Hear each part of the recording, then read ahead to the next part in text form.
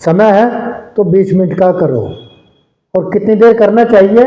जितनी उम्र है।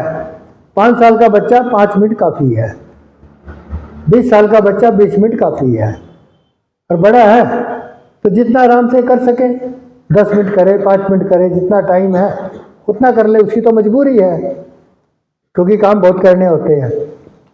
और 5-10 मिनट खाना खाने से दोनों या तीनों समय पहले ध्यान करें, उसके बाद खाना खाए। कोई भी काम करना हो पहले 5 मिनट का ध्यान कर लो और फिर वो काम कर लो। तो इस तरह से 2 या 3 बार आपका मेडिटेशन भी हो जाएगा। हर एक सोते समय कर लो, हर एक सुबह उठते समय कर लो, तो 4 या 5 बार मेडिटेशन हो जाएगा। तो 4-5 बार मेडिटेशन क्यों जरूरी है ये आपको समझ लेना चाहिए। ये मेडिटेशन अंदर की शारीरिक थकावट को निकालता है। ये तो आप सबका अनुभव होगा, जब सो जाते हैं तो क्या करते हैं? थकावट ही तो निकलती है ना। अरे थकावट ना निकले और सोने वाला काम समय पर ना करे या पूरी नींद ना ले तो थके थके रहेंगे। ये तो हर आदमी महसूस कर सकता है। तो खाली शरीर की थकावट नहीं निकालता आराम, ये मन की थकावट को भी निकालता है और बुद्धि की थकावट को भी निकालता है। ये बात तो समझ में आती होगी। तो आराम करना कितना जरूरी हो गया। आराम करने से बुद्धि की थकावट, मन की थकावट, शरीर की थकावट, इंद्रियों की थकावट, जिस मात्रा में ये थकावटें निकल जाएगी उस मात्रा में हम हट्टे कट्टे हो जाएंगे, काम ज़्यादा करेंगे। और ये थकावट भर गई तो ना बुद्धि काम करेगी, ना मन काम करेगा, ना शरीर काम करेगा। और यही कारण है आजकल के समाज में लोग थके थके से रहते हैं। सुबह उठते हैं ना तो भी पूरी चुस्ती नहीं होती, सिर्फ थका थका सा होता है। तो इसका कारण मैंने बताया। तो ये आराम करना यानी कि ध्यान करना कितना जरूरी है। अब ध्यान में क्या होता है भाई? ध्यान करना है, एक परमात्मा का ध्यान है, एक समाज का ध्यान है। तो ध्यान में क्या होता है? कुछ जी बताओ, ध्यान में क्या होता है? ध्यान किसे कहते हैं? ध्यान में क्या होता है? देखो, अंदर का ध्यान करेंगे परमात्मा का तो परमात्मा का ज्ञान मिलेगा, और बाहर का पुस्तक का ध्यान करेंगे तो परमात्मा का ज्ञान मिलेगा, पुस्तक का ज्ञान मिलेगा ना। जो पुस्तक में लिखा है उसका ज्ञान मिलेगा। तो जब पुस्तक का ध्यान करते हैं तो क्या करते हैं? ऊपर से लेकर नीचे तक मन उसमें दौड़ता है, पूरी पुस्तक के अंदर मन दौड़ लगाता है, तो पुस्तक का ज्ञान हो गया। अगर मन दौड़ ना लगाता तो ज्ञान होता? इसी तरह मन अंदर दौड़ लगाता है, अंदर दौड़ लगाएगा तो इस जन्म के पिछले कर्मों का ज्ञान हो जाएगा, इससे पहले जन्मों का ज्ञान होने लग जाएगा, परमात्मा का ज्ञान होने लग जाएगा। तो अंदर का ध्यान करने से परमात्मा का ज्ञान और बाहर का ध्यान करने से समाज का, किताब का, पढ़ाई का ज्ञान होता है। तो ध्यान में क्या होता है? मन विचरण करता है। बाहर के ध्यान में मन बाहर का विचरण करेगा, अंदर के ध्यान में मन अंदर का विचरण करेगा। इससे अगली बात, मन सुख का भूखा है। मन सुख के चक्कर में जब मन अंदर विचरण करता है तभी हमारे विचार बाहर आते हैं। हाँ, अंदर विचार भरे पड़े हैं और बाहर पुस्तक का ज्ञान भरा पड़ा है। जब पुस्तक में दौड़ लगाएगा तो पुस्तक का ज्ञान हो जाएगा, और जब मन रूपी पुस्तक में दौड़ लगाएगा तो जो अंदर लिखा पड़ा है, भरा पड़ा है, उसको क्या देते हैं? सब कॉन्शियस लेवल ऑफ माइंड, अवचेतन मन कह देते हैं उसको, अवचेतन मन। तो उसके अंदर जो निशान बन गए, इंप्रेशन बन गए बाहर के क्रियाओं की वजह से, अच्छा काम करा तो अच्छा भाव बन गया, बुरा काम करा तो बुरा भाव बनने लगा।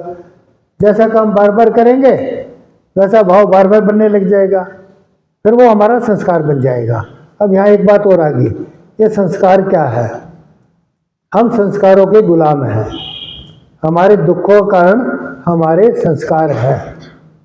संस्कार का मतलब क्या समझते हो? बताओ जरा। बिना संस्कार को समझे ज्ञान वाला विषय पूरा नहीं होगा।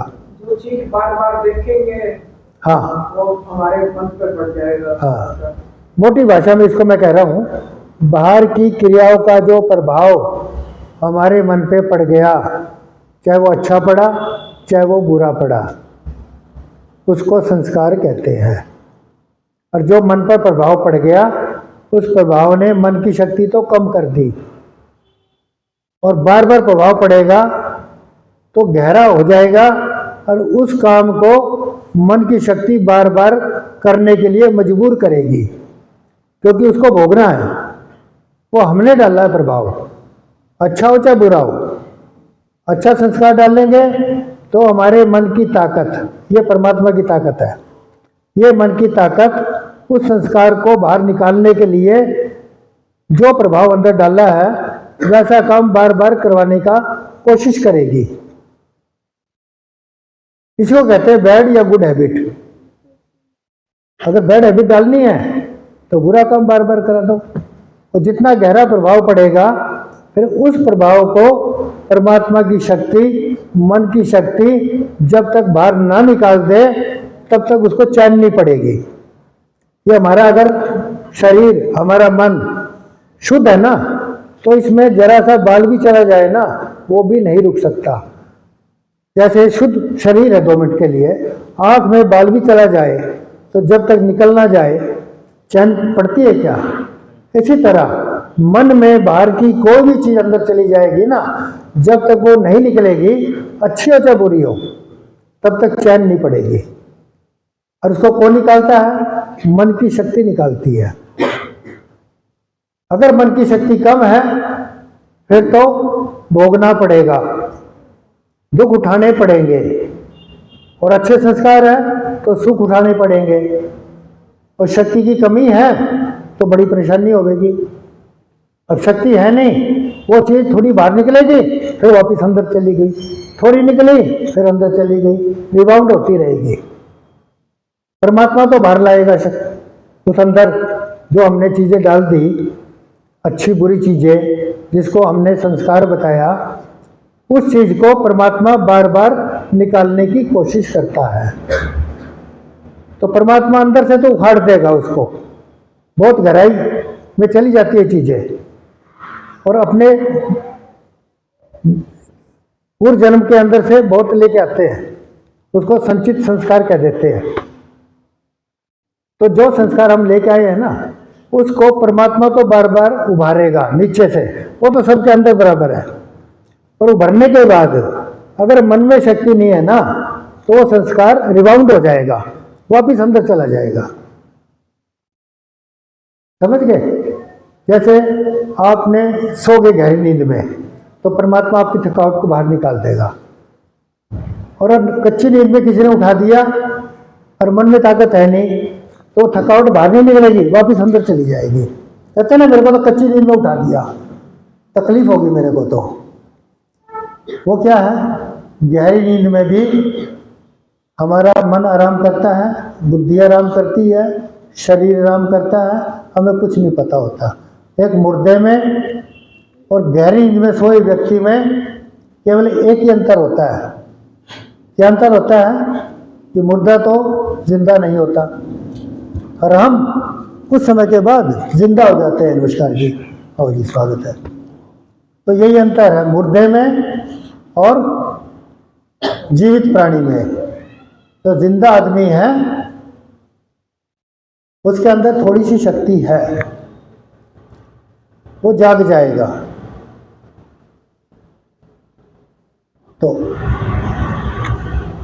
तो ये बात आप समझ ही होंगे, पंचकोश की बात पूरी समझ गए। कोई आपका प्रश्न हो तो पूछ लो। अन्नमय कोश यही बताया ना पहला, ये डिपेंड किस पे करता है? प्राणों के ऊपर।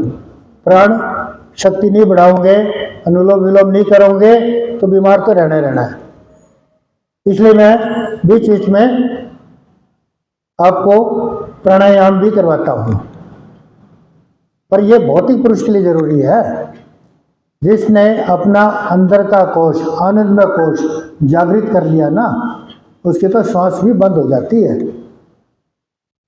जब आप ध्यान करते हैं ना तो श्वास बहुत धीमी हो जाती है और कईयों की तो बंद भी हो जाती है श्वासें। ये महसूस किया आपने कभी? धीमी तो सबकी हो जाती है, नींद में भी धीमी हो जाती है। जितना हम अंदर गहराई में जाएंगे श्वास की गति धीमी हो जाएगी, और जितनी धीमी होगे उतना हमारा एक डॉक्टरी भाषा है मेटाबॉलिज्म, चयापचय शक्ति वो कम हो जाएगी, यानी कि हमारा हजमा की जो शक्ति है ना वो कम हो जाएगी। तो उस शक्ति को कायम रखने के लिए हमें प्राणायाम करना जरूरी है। ये भौतिक पुरुष के लिए है। ये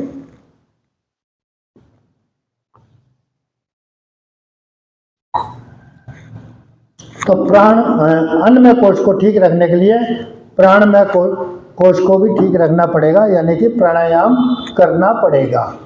और प्राणों को ठीक रखने के लिए ये परमात्मा ने मन को दिए थे प्राण, मन की इच्छा से प्राण आए थे। अगर मनोमय कोश ठीक नहीं है ना तो प्राण भी उखड़ जाएंगे। वैसे एक दूसरे के पूरक है। तो मन को ठीक रखोगे तो प्राण भी ठीक और अन्नमय कोश भी ठीक। और इससे आगे विज्ञानमय कोश वो ठीक रखोगे तो मन भी ठीक, प्राणमय कोश भी ठीक और अन्नमय कोश भी ठीक। और आखिर में आनंदमय कोश वो ठीक है तो परमात्मा की शक्ति है, अब तो किसी चीज़ की जरूरत ही नहीं। तो जिसका 90% जागृत हो गया ना आनंदमय कोश, वो तो भगवान राम के समान हो जाएगा। रामकृष्ण 90% थी, हमारी शक्ति 5-6% मैंने बताई है। मन की शक्ति 5-6% से ज़्यादा हमारे पास नहीं है। और बुद्धि की शक्ति 100% है, और 100% हम बुद्धि का इस्तेमाल करते हैं, और 100 क्या इससे भी ज़्यादा करने की कोशिश करते हैं। पर हमें सुखी बनाने वाली शक्ति कौन सी है? मन की शक्ति। वो है ही नहीं। पैदा होने के बाद मन की शक्ति का पतन शुरू हो गया और बुद्धि का शक्ति का उत्थान हो गया। अगर दोनों शक्ति साथ साथ चलती ना, ध्यान जैसे गुरुकुलों में होता था, गुरुकुल में ध्यान भी करवाते थे और भौतिक पढ़ाई भी करवाते थे, वो एक लंबा विषय है। तो दोनों काम साथ साथ चलते थे। आजकल क्या है, 3 साल के बच्चे का बुद्धि का विकास करना शुरू कर दिया, मन का पता ही नहीं है। कोई मन को बुद्धि बोल देता है, कोई मन को कुछ और बोल देता है, कोई मन को चंचल बता देता है, कोई कुछ बता देता है। अरे मन की शक्ति परमात्मा की शक्ति होती है। ये मन की शक्ति 5-6% से ज़्यादा हम नहीं बढ़ा पाते। अगर बचपन से मन की शक्ति को बढ़ा लोगे तो बुद्धि की शक्ति के साथ साथ मन की बढ़ेगी, तो मन और बुद्धि दोनों मिलकर काम करेंगे। आपको किसी काम में असफलता नहीं मिल सकती, ये मैं कहना चाहता हूँ। तो 5 कोश की बात कर दी। या तो अंदर से ताकत बढ़ा लो या बाहर से सारे पहलुओं को ठीक रखो। अगर अंदर की ताकत नहीं है ना, पर ये भी भ्रम मत पाल लेना, अब अंदर की ताकत तो है थोड़ी सी। मान लो 5% मन का विकास हुआ शुरू में, और आपने ध्यान करते करते 10%, 15% कर लिया, तो पहले से तो मन शांत रहेगा, खुश भी रहेगा, काम भी बनेंगे। पर कोई 100% थोड़ी कर लिया। तो जिस मात्रा में आपके मन का विकास नहीं हुआ है उस मात्रा में बुद्धि से काम चलाना पड़ेगा। शरीर का भी ध्यान रखना पड़ेगा, प्राणों का भी ध्यान रखना पड़ेगा। समझ गए? वैसे एक बात मैं अक्सर कह देता हूँ, कई बार लोग बुरा भी मान जाते हैं। वो क्या कहता हूँ, एक साधे सब सदे, सब साधे सब जाए, जो सेवे तू मूल को फूले फले अघाए। इसका सीधा सीधा अर्थ तो आप समझते ही हो। तो यूँ मान लो जमीन के अंदर बीज डालते हैं और उस जमीन से बीज अपनी बीज से फल तक की यात्रा पूरी कर लेता है। अब छोटा सा बीज और इतना भरकम पेड़, चाहे बड़का पेड़ हो, चाहे पीपल का हो, चाहे आम का हो, चाहे जामुन का हो, कितना बड़ा पेड़ निकल जाता है। तो कहाँ से आया? वो वातावरण से ही तो वजन बढ़ाना उसका। यही मैंने शुरू में समझाया था कि एनर्जी जो है ना, परमात्मा क्या है? एनर्जी का, चेतनता की एनर्जी का सागर है। The ocean of consciousness energy. पढ़ने वाले बच्चों की भी मैं थोड़ा सा इंग्लिश में बोलने की कोशिश कर रहा हूँ। तो चेतनता की शक्ति के सागर को परमात्मा मैंने बता दिया। अब इस चेतनता की शक्ति, अब शक्ति तो दूध में भी है, रोटी में भी, सब जगह है, दिखाई थोड़ी देती है। तो परमात्मा भी दिखाई नहीं दे सकता, इसलिए कह देते हैं परमात्मा को रूप नहीं होता, और सारे रूप परमात्मा के हैं। परमात्मा का कोई रूप नहीं होता, मूल शक्ति का कोई रूप नहीं है। दूध की शक्ति का कोई रूप नहीं है, फल की शक्ति का कोई रूप नहीं है, पर जब खाएंगे, दूध पिएंगे, तो शक्ति का अनुभव तो हमें होने लग जाएगा। इसी प्रकार ध्यान करने से परमात्मा की शक्ति का कोई रूप नहीं है, पूरे ब्रह्मांड में फैली हुई है। पूरा ब्रह्मांड परमात्मा से निकला है। ये कन्वर्जन है, एनर्जी का रूपांतरण है। एनर्जी ने रूप धारण कर लिए, तो ये एनर्जी कोई भी रूप धारण कर सकती है। तो इस तरह से परमात्मा को 3 रूपों में हम बता देते हैं। एक तो निर्गुण निराकार परमात्मा, कोई नहीं जानता इसके बारे में, कल्पना के आधार पर कोई कुछ भी बता दो, सर्वशक्तिमान है, ये है, वो है, कुछ भी बता दो। नंबर 2, जब ये परमात्मा सगुण बन के सच्चित आनंद के रूप में प्रकृति जगत में प्रकट हो जाएगा, कण कण में विद्यमान हो जाएगा, तो इस सच्चित आनंद की शक्ति को जड़ में भी, चेतन में भी, जीव में भी, निर्जीव में भी, लिविंग में भी, नॉन लिविंग में भी आप देख सकते हो। निर्जीव के अंदर भी होती है। और आखिर में बात बता करके मैं समापन बात खत्म करूंगा। वो क्या कि जीव के अंदर शक्ति होती है और निर्जीव में भी शक्ति होती है, जड़ में भी शक्ति है और चेतन में भी शक्ति है। ये साइंटिस्टों ने प्रूव कर दिया है। पत्थर में यूं नहीं कह सकते शक्ति नहीं है। एक एक कण में जब परमात्मा है तो पत्थर के हर कण में शक्ति है। तो उस शक्ति और ये शक्ति, जीव की शक्ति, इन दोनों को समझना है। जिस मात्रा में हम अपनी शक्ति को बढ़ा लेंगे ना, वो निर्जीव वाली शक्ति कम हो जाएगी, जड़ वाली शक्ति कम हो जाएगी। और जिस मात्रा में हम अपनी शक्ति को घटा लेंगे, वो जड़ वाली शक्ति बढ़नी शुरू हो जाएगी। तो हमारे शरीर के अंदर जड़ भी है, चेतन भी है। अगर हम अपने शरीर की चेतनता को बढ़ाएंगे तो शरीर जड़ है ना, तो जड़ वाली शक्ति कम होने लग जाएगी। और जिस मात्रा में चेतनता वाली शक्ति घटेगी, जड़ वाली शक्ति बढ़ने लग जाएगी। जड़ वाली शक्ति बढ़ेगी तो हमारा मन, बुद्धि, शरीर काम नहीं करेगा। और चेतनता वाली बढ़ेगी तो एक साधे सब सदे, सब साधे सब जाए। तो जड़ चेतन को भी समझना बहुत जरूरी है। ये जड़ और चेतन कहाँ से निकले? ये परमात्मा से निकले। प्रकृति काम कर सके, विस्तार कर सके, इसके लिए जड़ चेतन 2 रूप परमात्मा से निकले। समझ रहे हो? तो जड़ और चेतन के भेद को समझना है। इसको यूं मान लो कि जड़ तो है अंधकार और चेतन है प्रकाश। तो जितना हम प्रकाश बढ़ा लेंगे, अंधकार अपने आप दूर हो जाएगा। तो जितना हमारे शरीर में, बुद्धि में जड़ भाग है ना, उतने हम परेशान हैं। अभी जड़ भाग को चेतन करना है, तो चेतन कैसे करोगे? ध्यान द्वारा तो करोगे ना। अरे चेतनता की शक्ति, परमात्मा चेतनता ही है, सच्चिदानंद बोलते हैं ना। जितनी चेतनता होगी उतने हम जागे जागे काम करेंगे, बेहोशी में काम नहीं करेंगे। और जितनी चेतनता कम होगी, बुद्धि चाहे कितनी हो, वो एक अलग मैटर है। तो मन की शक्ति को जितना बढ़ा लोगे उतने आप होश में आ जाओगे। जितनी ज़्यादा नींद पूरी होगी आपकी, होश बढ़ा लिया, उतना अगले दिन काम करना आसान हो जाएगा। और जो बेवकूफ़ बच्चे रात को रात नहीं समझते, दिन को दिन नहीं समझते, वो हमेशा बीमार रहते हैं। बीमारी के अनेक रूप है। कोई मानसिक रूप से बीमार है, कोई बौद्धिक रूप से बीमार है, कोई शारीरिक रूप से बीमार है, कोई आँख से बीमार है, कोई कान से बीमार है। ये सारी बीमारियां चेतनता की कमी है।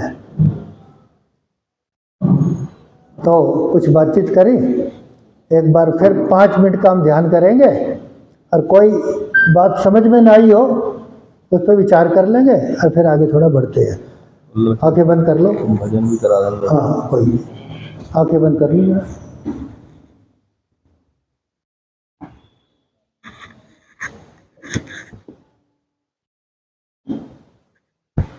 मन ही मन में सोचे कौन सी बात समझ में नहीं आई। टाइम क्या हो गया, मैं टाइम भूल जाता हूँ, मोबाइल नहीं मेरे पास, देखना 5:15 होने वाला है।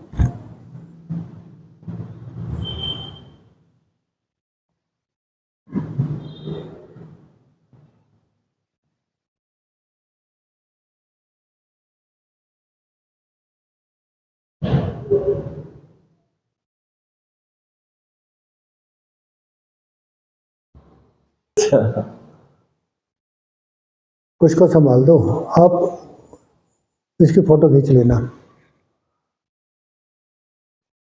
कुर्सी लाना, ये कुर्सी में, ये दौड़ के कुर्सी लाओ, वो हमेशा गलती करता है। कुर्सी कहाँ गई, एक और थी, वो एक पीछे उधर रख दिया। मेरे पास एक बैठ जाओ। Without wasting time start. इसको गाना है, आपको गाना है, आपको गाना है। अपना नाम यू आर टू मुझे लगा इसको गाना है। You are to sing a song my dear, people like you. ठीक है, वीडियो बन रहा है। मेरा मोबाइल से फोटो की वीडियो लेनी है क्या? वीडियो बन रहा है। कोई नहीं, इधर आ जाओ। ये दे दो। ठीक। अरे सुन जाएगा ना किसी ने। सुख के सब सारी दुख में आगो, सुख के सब सारी दुख में लगो, मेरे राम तेरा नाम एक सांस तू जाना को, सुख के सब साथी दुख में लगो,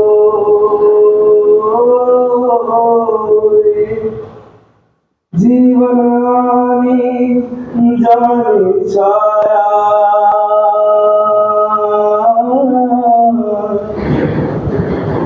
जीवन आनी जानी छाया, झूठी माया झूठी काया, फिर काहे को सारी उमरिया,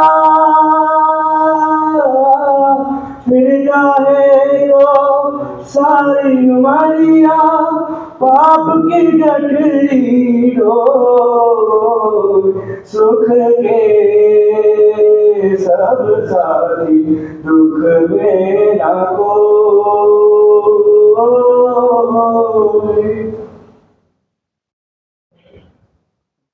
बस, बहुत सुंदर, बहुत बढ़िया आवाज़ है। हमेशा एक उसी के सॉन्ग, ठीक है। On every Sunday come with prepare.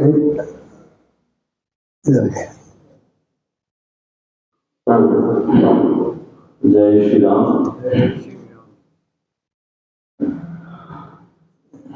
अभी जैसा बता रहे थे पंचकोश के बारे में, और आनंदमय कोश अगर हमारा जागृत हो जाए तो सारे कोश अपने आप सही हो जाएंगे। जिस प्रकार ये हमें परमात्मा ने जो ये शरीर दिया है, ये कर्म करने के लिए, इस शरीर से ही जो है परमात्मा का भजन चिंतन हो सकता है, इस शरीर से, मनुष्य शरीर से ही ध्यान हो सकता है, और किसी भी योनि में परमात्मा का ध्यान नहीं हो सकता, इसलिए हमें मनुष्य शरीर मिला है। तो जिस प्रकार इस मनुष्य शरीर में आत्मा विराजमान है और आत्मा को बलवान करने के लिए, उसको शक्ति प्रदान करने के लिए, उसको जागृत करने के लिए सही तरीके से इस शरीर को स्वस्थ रखना जरूरी है। शरीर एक तरह से जो है, जिसमें कोई सामान हम रखते हैं तो उसके लिए अच्छा संदूक या अच्छी जगह जो है हम ढूंढते हैं जहां पर रखें। उसी प्रकार जो है ना, इस आत्मा को बलवान करने के लिए ये हमें परमात्मा ने शरीर दिया है और इस शरीर को स्वस्थ रखना हमारा कर्तव्य है, फर्ज है। शरीर जब हमारा स्वस्थ रहेगा तो ही व्यक्ति जो है वह साधना सही ढंग से कर सकता है। अगर शरीर स्वस्थ नहीं रहेगा तो साधना सही ढंग से हम नहीं कर सकते। तो इसलिए हमें, जैसा बता रहे थे अभी, योग प्राणायाम, हमें इन चीजों को करना जरूरी है। खान पान को अपना सुधारना जरूरी है, क्योंकि जैसा खावे अन्न वैसा होवे मन, जैसे पीवे पानी वैसे हुए वाणी।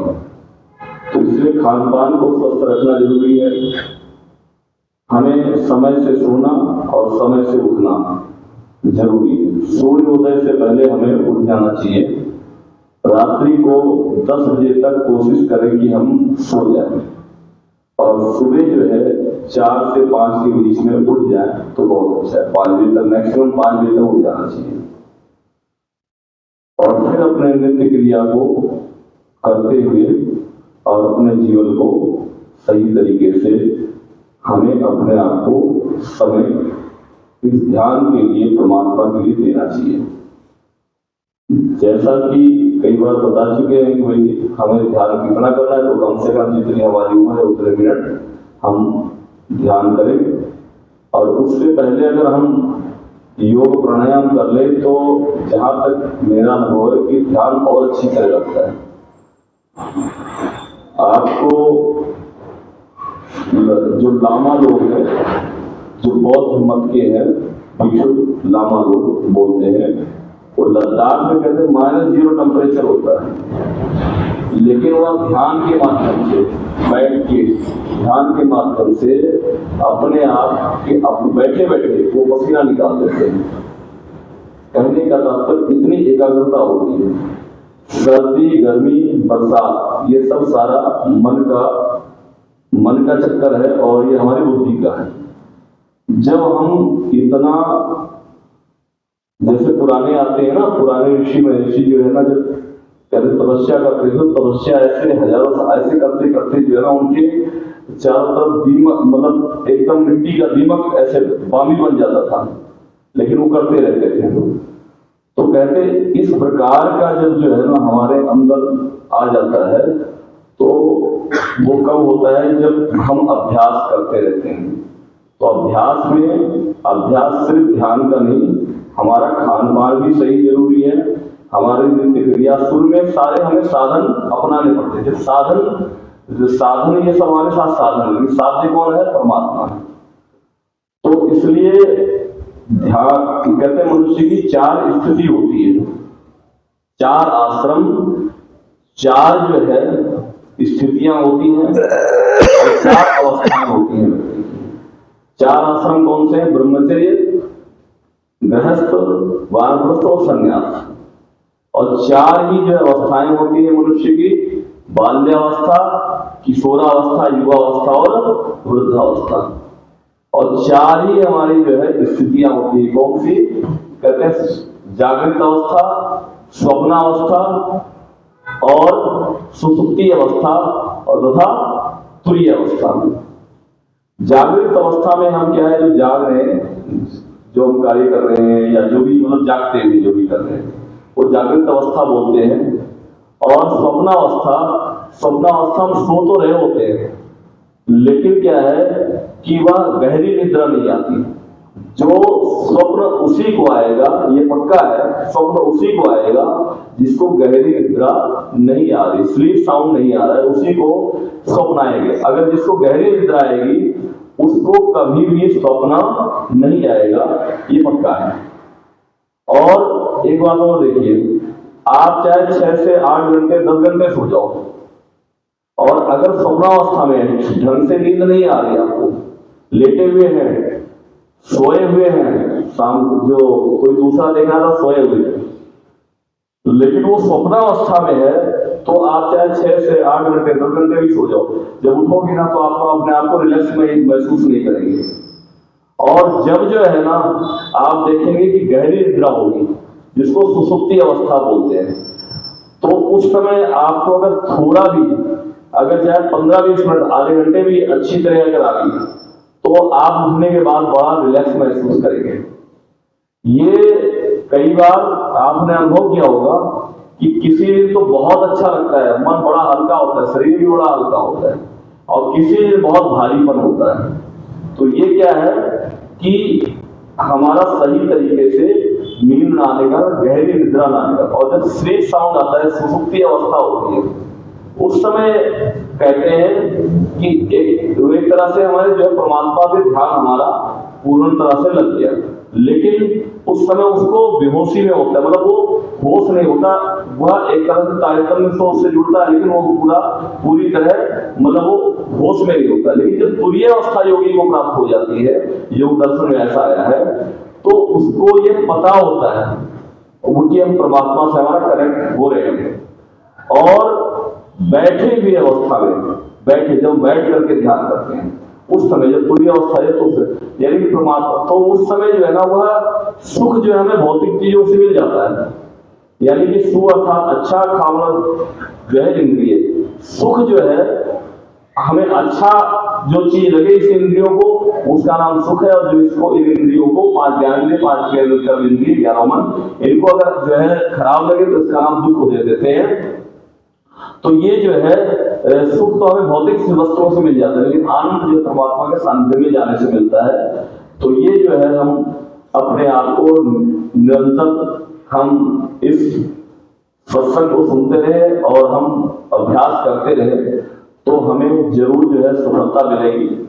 और मैं इतना कह करके अपने वाणी को विराम दूंगा। इति ओम प्रशांत। कुछ समय बचा है क्या? समय